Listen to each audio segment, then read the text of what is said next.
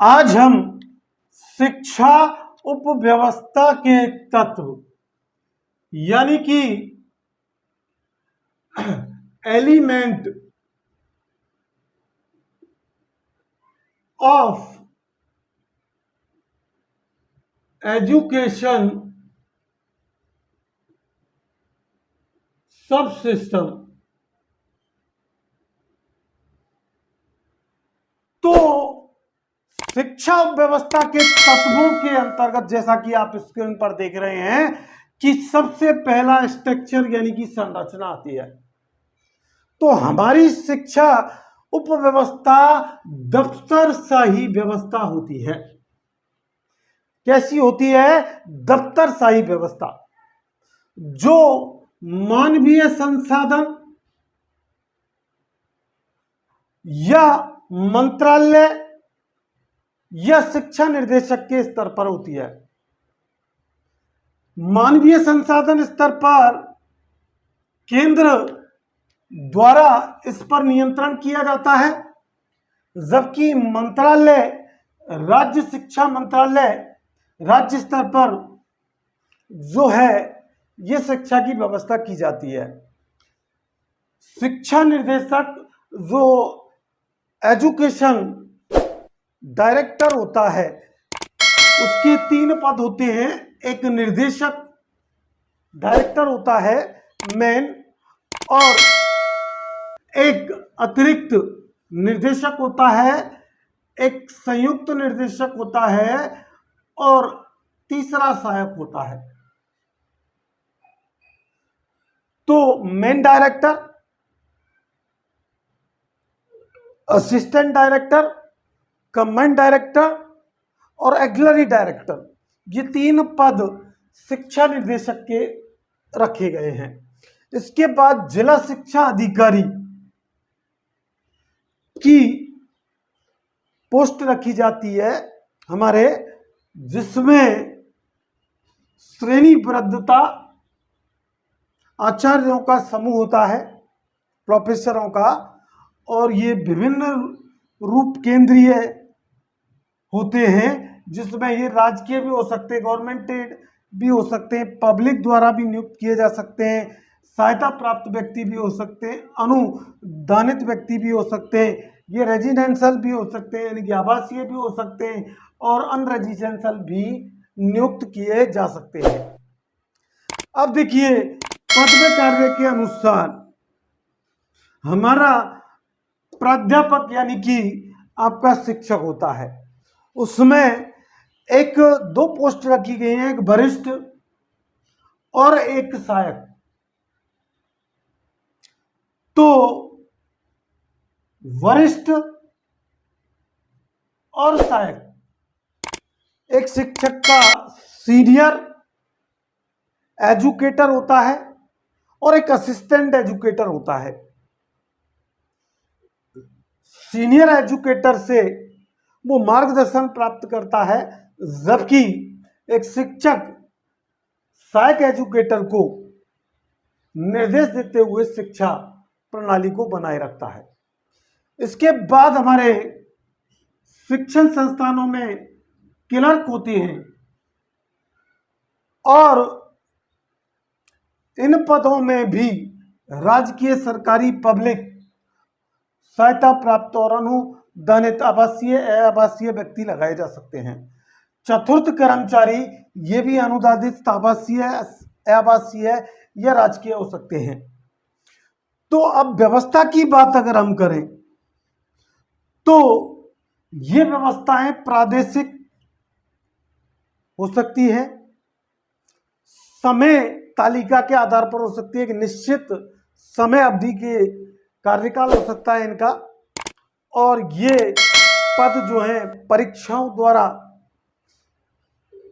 प्रतियोगी comparative exam द्वारा जो है आयोजित करके और भरे जा सकते हैं, और इनकी भर्तियां उसी आधार पर की जाती हैं।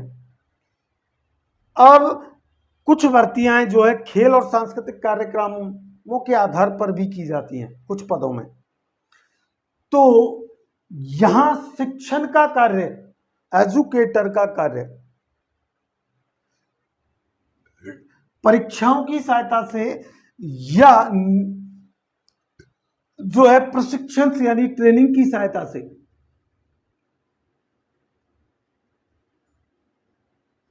किया जाता है।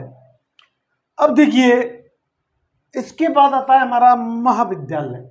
महाविद्यालय के अंतर्गत हमारा विद्यालय भी आता है, टेक्निकल यानी तकनीकी विद्यालय भी आते हैं, और हमारे आर्ट और कॉमर्शियल के जो हैं कॉलेज भी आते हैं। अब देखिए, सांस्कृतिक व्यवस्था के अंतर्गत जो शिक्षा में रखा जाता है वो शिक्षा के उद्देश्य क्या है, किन मूल्यों को पर आधारित शिक्षा प्रदान की जाएगी, किन आदर्शों को ध्यान में रखा जाना है, ये शिक्षा की व्यवस्था के तत्व महत्वपूर्ण माने जाते हैं। सामाजिक पर्यावरण के आधार पर भी शिक्षा प्रणाली में पाठ्यक्रम जोड़ा जाता है, उस सब राष्ट्रीय पर्वों को भी ध्यान में रखा जाता है, और इसके बाद नियम और परंपराओं का भी ध्यान में रखते हुए हमारी शिक्षण व्यवस्था बनाई जाती है। अब देखिए, व्यक्तित्व जो है उसके आधार पर, तो व्यक्तित्व क्या होता है, विभिन्न गुणों का समायोजन, यानी सत प्लस रज प्लस तम। अब इस व्यक्तित्व को उभारने के लिए, व्यक्ति के व्यक्तित्व को उभारने के लिए, बालक के व्यक्तित्व को उभारने के लिए शिक्षण अभिरुचियों का प्रयोग किया जाता है। कौन कौन सी विधियां अपनाई जाती हैं? एक तो शिक्षण अभिरुचि, टीचिंग एटीट्यूड, और शिक्षण अभिवृत्तियां, शिक्षक अभिवृत्तियां,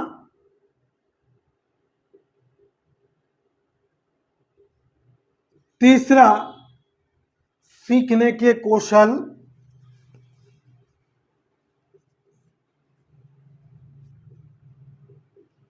चौथा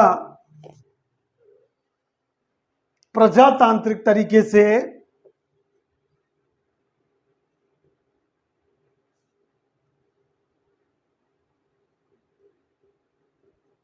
प्रजातांत्रिक, और इसके बाद तानाशाही व्यवस्था है, तो तानाशाही व्यवस्था के आधार पर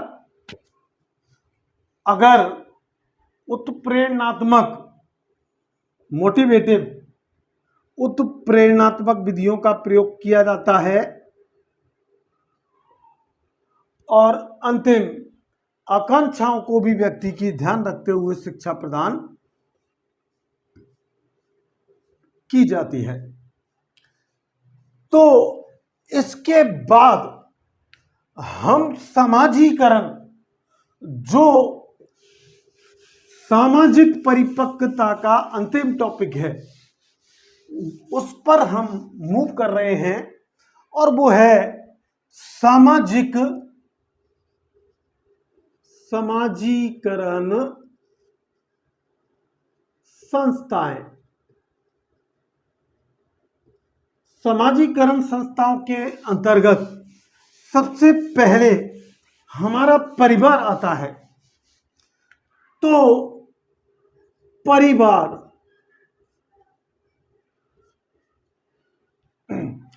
परिवार में बालक या व्यक्ति शारीरिक, मानसिक, सामाजिक विकास करता है। कौन कौन से विकास होते हैं परिवार के जरिए? समाजीकरण की प्रक्रिया के दौरान शारीरिक, मानसिक और सामाजिक विकास।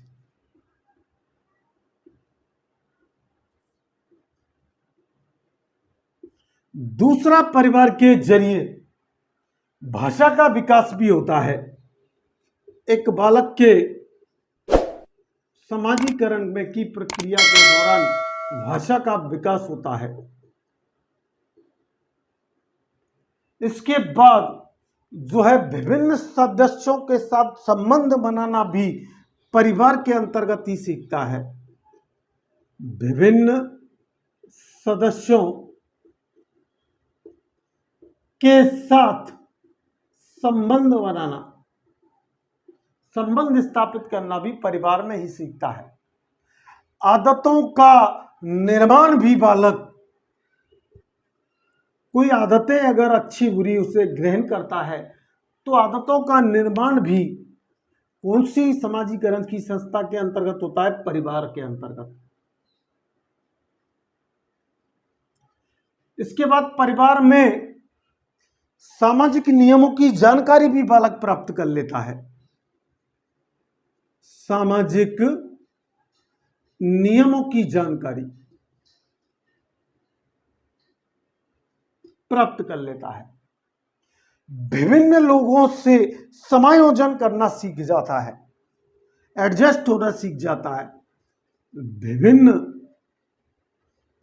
लोगों, सामाजिकरण की संस्था दूसरी आती है पड़ोस। पड़ोस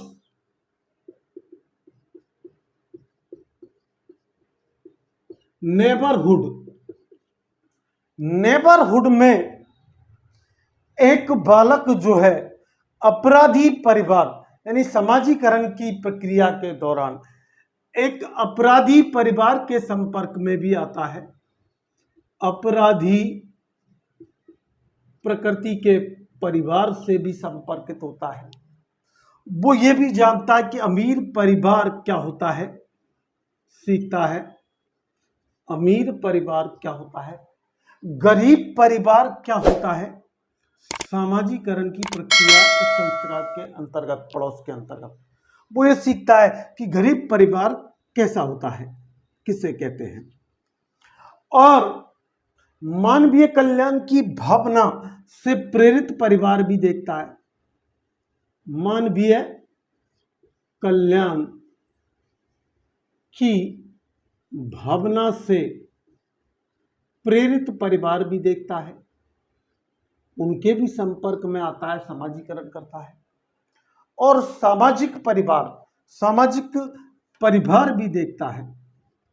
सामाजिक परिवार तो इतने प्रकार के परिवारों के संपर्क में आता है और उसी प्रकार का उसका समाजीकरण हो जाता है। अब देखिए, इसके बाद तीसरी जो सामाजीकरण की संस्था है वो है उसकी पाठशाला। पाठशाला यानी विद्यालय। विद्यालय के अंतर्गत वो अध्यापकों का प्रभाव का संबंध उस पर स्पष्ट रूप से दिखाई देता है। अध्यापकों के व्यवहार का प्रभाव, संबंध का प्रभाव एक बालक पर स्पष्ट दिखाई देता है समाजीकरण की प्रक्रिया के दौरान। जिन बालकों के संपर्क में वो रहता है, बालकों के प्रभाव से भी, बालकों के प्रभाव का संबंध भी समाजीकरण की प्रक्रिया पर पड़ता है। अन्य साथी और पाठशाला से अन्य जुड़े हुए साथी हैं, उनका भी प्रभाव समाजीकरण की प्रक्रिया के दौरान उस पर स्पष्ट रूप से दिखाई देता है। अन्य साथियों का संबंध दिखाई देता है। पाठ्य सामग्री का प्रत्यक्ष रूप से बालक के समाजीकरण पर प्रभाव पड़ता है। और ऐसी संस्थाएं जैसे एनसीसी, गाइड्स, स्काउट इत्यादि जो हैं, उनका प्रभाव भी समाजीकरण की प्रक्रिया के अंतर्गत स्पष्ट रूप से झलक दिखाई देता है। इसके बाद समाजीकरण की जो संस्था है वो जो प्रभाव डालती है वो है चौथी हमारी साथी समूह। साथी समूह, साथी समूह के अंतर्गत बालक अपराधी समूह से भी जुड़ सकता है। दूसरा, उसका आपराधिक प्रगति या विकास वो बहिर्मुखी यानी बाहरी रूप से हो सकता है और अंतर्मुखी भी हो सकता है। बहिर्मुखी प्रभाव भी पड़ सकता है, अंतर्मुखी प्रभाव भी पड़ सकता है, और उभयमुखी यानी बाहर से और अंदर दोनों से उभयमुखी प्रभाव भी पड़ता है। और धार्मिक जो हमारी संस्थाएं हैं उनका भी उस पर प्रभाव पड़ता है। धार्मिक प्रभाव भी पड़ता है कि धार्मिक प्रवृत्ति के साथी समूह हैं तो धार्मिक तरीके की भावनाएं उसमें जागृत हो जाती हैं। इसके बाद राजनीतिक जो हमारी संस्थाएं हैं वो भी समाजीकरण की संस्था होती है। राजनीतिक संस्थाओं के अंतर्गत राजनीतिक संस्था के अंतर्गत विधानसभा है, आपकी लोकसभा है,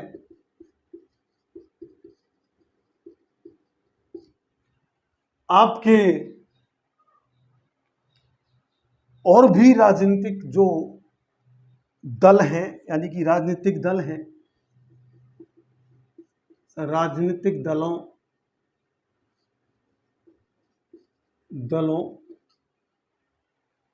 राजनेताओं के आदर्शों का प्रभाव भी समाजीकरण में स्पष्ट रूप से दिखाई देता है। तो ये समाजीकरण की संस्थाएं समाजीकरण में एक बालक के प्रभाव डालती है। तो आज का वीडियो अगर आपको अच्छा लगा हो तो ज़्यादा से ज़्यादा शेयर करें, लाइक करें, और जो हमारे चैनल पर नए हैं वो चैनल को सब्सक्राइब करें। Thanks for watching this video.